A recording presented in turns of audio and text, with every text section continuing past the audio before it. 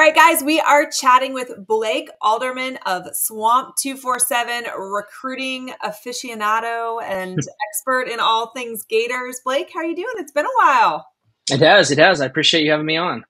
I'm excited you're here. Okay, so let's talk about what is going on in the Gator recruiting world. So Payton Joseph's decommits. Looks like he may be headed towards FSU. What went wrong there for UF? I think you've got a guy that he committed in February, I believe it was February 18th, had a handful of schools. And I think at the time when he made that commitment, I think there were some schools that were on his short list that maybe wanted to wait things out a little more. It's kind of really, guard isn't exactly a premier position, those interior offensive linemen, as opposed to offensive tackle. You want your offensive tackle positions. You want to go see a lot of these guys in that spring evaluation period. So I think that it was one of those deals where Florida's recruiting him. The relationships had been there. I think some schools maybe were kind of pumping the brakes, slow playing so much there. So he commits in February. A couple months go by. Visited Florida, I believe, for a 3-day stay there in March. And then 3, 4, maybe even 5 times or something to that effect. He visited Florida State sometime in that March, April window there. I think this is just a guy that maybe Florida State a little bit slower there earlier on whenever he was making his decision. I think it was even sometime in the fall of last year, he actually had Florida State as his leader. So they're kind of figuring out their board.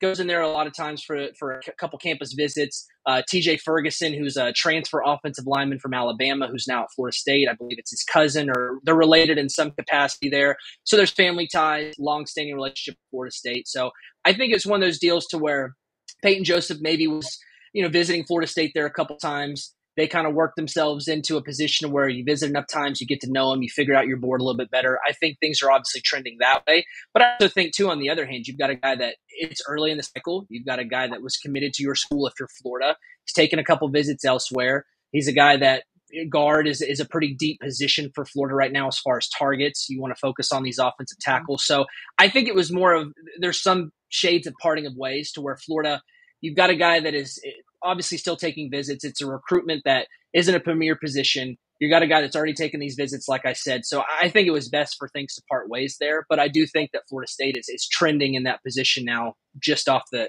handful of visits there. Schoolie's always liked. So I'd say that fresh off that decommitment, I don't know how long he may take more visits, whether those are unofficial visits or official visits. It does seem like it's trending towards Florida State as of now. All right, so let's talk about another commit, Jaylen Wiggins. He's from Tallahassee. Seems like he's taken an interest in the hometown team. Are you concerned there at all? I'm not. I think whenever you have any commit or any prospect that you feel like you're the team to beat, even if it's simple as that, or a guy that's committed to you, and he's taking other visits, there's always a chance of what are they hearing, where is their head at fully.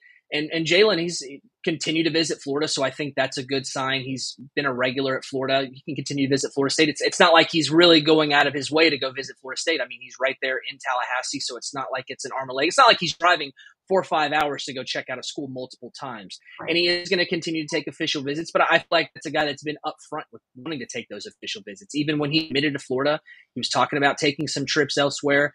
Stanford will get an official visit. Florida State will get an official visit. And then Florida will get one in the month of June there. And the most word for Jaylen is he's a guy that, yes, he's from Tallahassee. He's been to Florida State several times since that commitment to Florida. I think even the weekend after he committed to Florida, he was right there at Florida State's campus. The word for the most part is that's a guy that wanted to get farther away from home. And Gainesville's not crazy far away, but it's far enough for him. He's an in-state guy. He's always really grew up liking Florida. He's been there a lot of times. I think I don't know what the exact number is, but I believe he's visited Florida more times than Florida State. I don't have the exact numbers in front of me, but guy grew up wanting to play for Florida, big time academic guy. And that's a thing that Florida really has the feather in their hat there with that. So I'm not really worried about it, but I do feel like, and maybe I'm just a little bit of a negative Nancy or a panicker or whatever you want to call it, but a guy that's committed to your class with just the landscape of recruiting and how it is now. If you're taking visits, I'm going to keep track on things and continue to ask just what are you hearing? What's going on? All those types of things. But as far as I'm concerned, as of right now, I'm not overly concerned, but I do think it's worth watching. But I would do that for Jaylen Wiggins or any other commitment that Florida has if they're taking visits elsewhere. We'll get right back to talking with Blake, but first, it's giveaway time. I'm partnering with Meldon Law to give away 4 tickets to the UF baseball game against Kentucky. Entering to win is easy. Just comment Meldon Law below in the comments on this video. I'll also pin a tweet to the top comment, and you can enter to win on Twitter as well so that you increase your chances. Make sure that you follow Meldon Law on social media as they do giveaways for UF sports all year long. If you are hurt or in an accident in Gainesville, Ocala, Fort Lauderdale, or Lake City, Meldon Law should be your very first call. Again, comment Meldon Law to enter to win 4 tickets to UF's baseball game on May 11th. And I appreciate Meldon Law for all their support. Okay, so let's reverse the roles a little bit. FSU's got a quarterback commit, Tramel Jones, and he kind of seems like he's been taking some interest in UF. He's out of Jacksonville, which is obviously a Gator hotbed.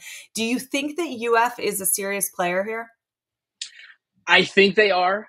I think there's also a sense of let's wait and see where things go, because he was at the Under Armour camp in Orlando, I want to say February, ballpark, somewhere around there. And he had a good showing there. You make your rounds talking to all the guys that are there that are on Florida's radar, commits, targets, whatever have you.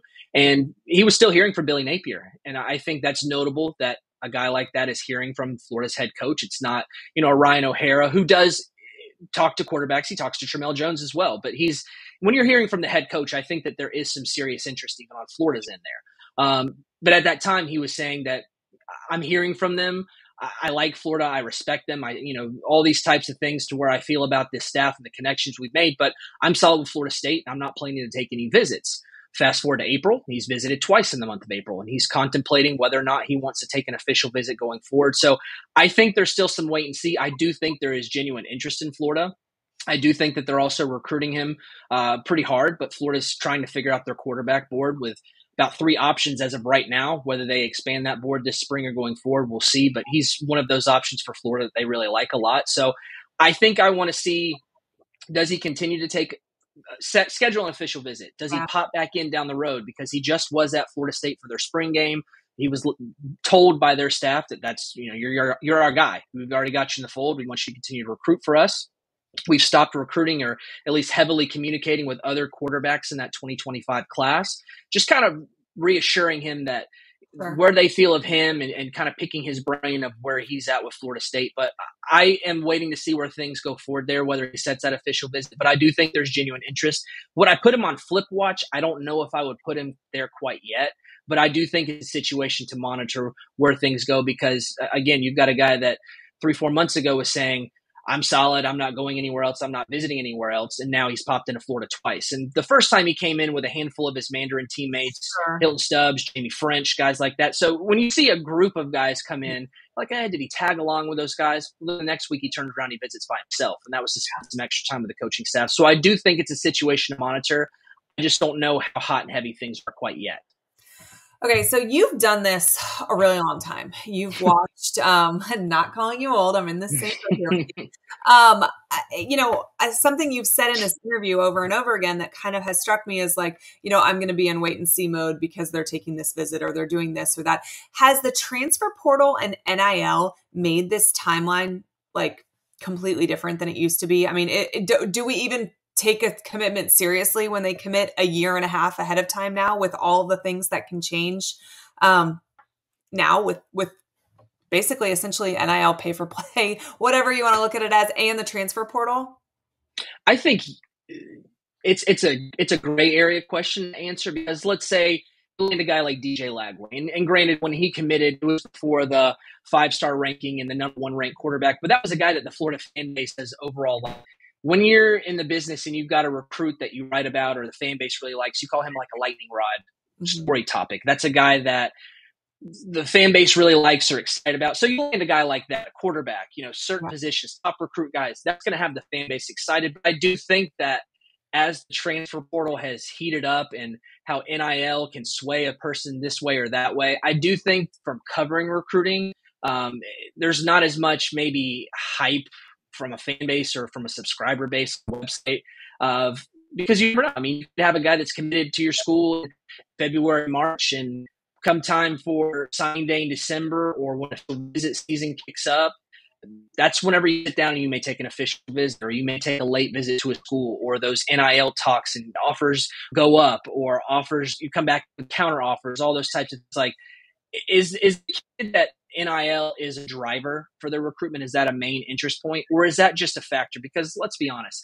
NIL is a factor for just about any recruit. It may not be their interest, but I mean, if you talk to 17 or 18-year-old me and you're like, hey, we're going to give you some money to come here. And I'm like, okay, cool. Like, Yeah. I'll take that any day of the week. So I think there is some interest because just of that, being a young guy, being able to make your own money, do your own thing, build your brand, because social media and your brand and all those things are important in college, in the NFL, whatever, wherever you go in life, whether that's to play professional ball or even in your own professional life in the workforce. Yeah. So I think that the transfer portal and NIL, because you could land a guy, and there's always some people like, oh, well, let's see what happens in December. And that's, I think, goes hand in hand somewhat with, even if you get a kid to commit and you throw NIL and transfer portal down the road out the window, a lot of these kids still take visits after the fact. So you always, even when the dotted line is signed, it's always, man, I'm going to sweat this one out until the dotted line. Guys, refreshing message boards. Now I feel like transfer portal recruiting, whenever that's going on, I feel like that started to become a little bit more of an interest point, because instead of landing a guy that you can get as a high school senior that's going to sign with your program, and they may take a year or two, or even if they're a guy that's going to jump in and be an immediate impact, how long will we have him? Will he enter the transfer portal? Will he see what NIL is there? So I think that from a fan base perspective of just seeing how the coverage goes of that, I feel like the transfer portal, where you can go get a guy and he's potentially someone that's going to impact your team next season, or if you get a guy as a second go around that a lot of guys are excited about, like former 4-star, 5-star type of player that has some college experience. So I feel like NIL and transfer portal has made it a little tricky with just recruiting in general, just because I feel like there's always that sense of, well, how long is he going to be here? Is he going to get an offer from another school? We may have landed this guy at his commitment, but is another school going to come through with an offer down the road? So I think that that's kind of from covering recruiting, it's something that I've at least noticed. Blake, tell everybody where they can find your work, where they can follow you on social media. You've got all this great recruiting information, and people need to know where to find it. Yeah, Swamp 24/7. It's the Florida Gators 24/7 sports site. Myself, Jacob Rudner, Graham Hall, we're all on there. I guess I'm not very cool and don't have a life because I spend a lot of time on there. I spend a lot of time talking recruiting because it is a 24/7 year-round thing that happens all the time, especially with the transfer portal that's going on right now. Recruiting never sleeps, and those guys do a good job covering the team, whether it's baseball, basketball, football, all of the above. So that's where I am on the 24/7 Sports Network. And then my Twitter is, or X or whatever we call it these days now, is @Blake_Alderman. All right, guys, everybody give Blake a follow. Thanks for hanging out tonight. This was awesome. And I feel like I got some names to pay attention to now. Thanks a lot. I appreciate you having me on.